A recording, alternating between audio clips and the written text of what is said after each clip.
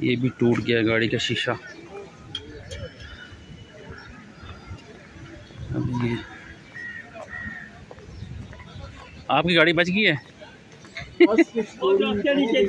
शीशा टूट गया, साइड वाला कवर जो है। अच्छा अच्छा, ये इसके बच गए हैं।